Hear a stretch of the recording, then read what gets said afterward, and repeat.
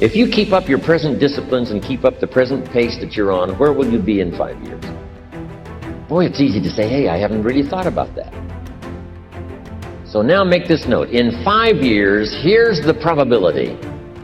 You will either arrive at a well-designed destination or an undesigned destination. Well-designed or undesigned. And I promise you, 5 years from now, you really don't want to arrive at an undesigned destination. Because you may very well wind up wearing what you don't want to wear, driving what you don't want to drive, living where you don't want to live, maybe doing what you don't want to do. Simply because you didn't design a better destination. Neglect starts as an infection. And if you don't take care of it, it becomes a disease. And one neglect leads to another. And the worst of all, when neglect starts, it diminishes our self-worth, our self-confidence, our self-value. You say, well, how can I get back my self-respect? I'm telling you, you don't have to go to 29 classes.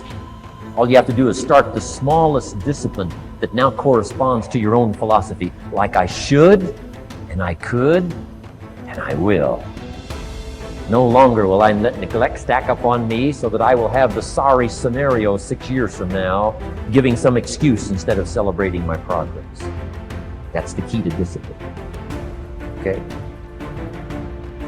Self-reliance is basically counting on yourself, taking responsibility for whatever happens to you, knowing that you have consciously made the decisions that are now affecting you, knowing that what is happening now, today, is the direct result of your activity, what you did yesterday.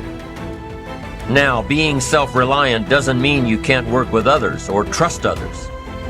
Self-reliance means counting on yourself, trusting yourself, being confident with yourself, being responsible to yourself, trusting your own instincts, trusting the conclusions that you have developed from your study of experiences and philosophies, taking the credit that is due you, learning from the mistakes that you have made, being self-reliant. Self-confidence also comes from the ability to rise above your circumstances, to rise above what happens, the petty little things, the discouraging things that would sink everyone else's ship except yours, that would cause someone else to quit early in the day, but you keep going. That kind of willingness to overcome all circumstances, whether it's the little challenges or the big challenges. If you're willing to do that, I promise you, this kind of power will work for you, and in you, the variable, it'll make a difference.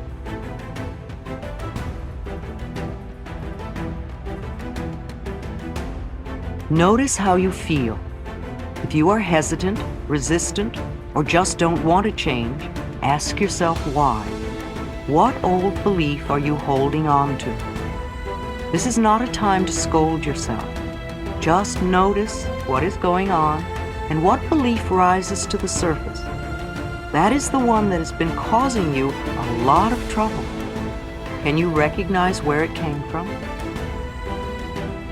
When we do our affirmations and they don't feel right or nothing seems to happen, it's so easy to say, oh, affirmations don't work.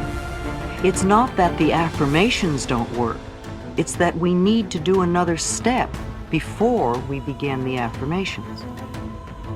Repeated patterns show us our needs.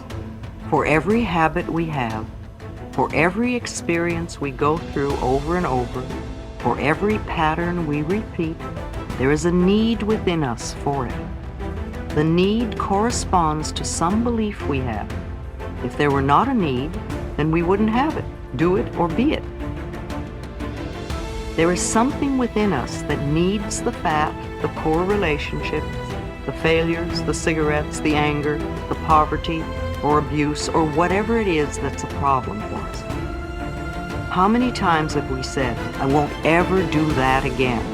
And then before the day is up, we have the piece of cake, smoke the cigarette, say the hateful things to the ones we love, etc.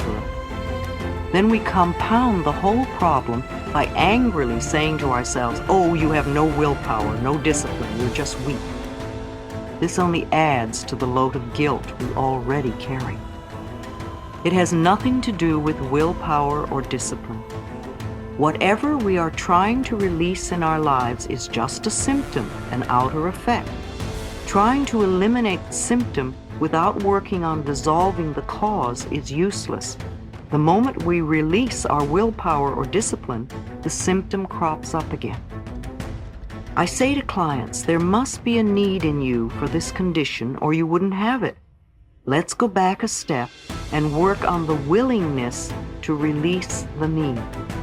When the need is gone, you will have no desire for the cigarette or the overeating or the negative pattern.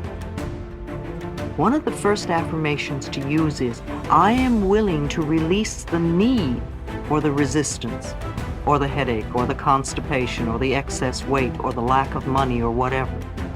Say, I am willing to release the need for. If you are resisting at this point, then your other affirmations cannot work.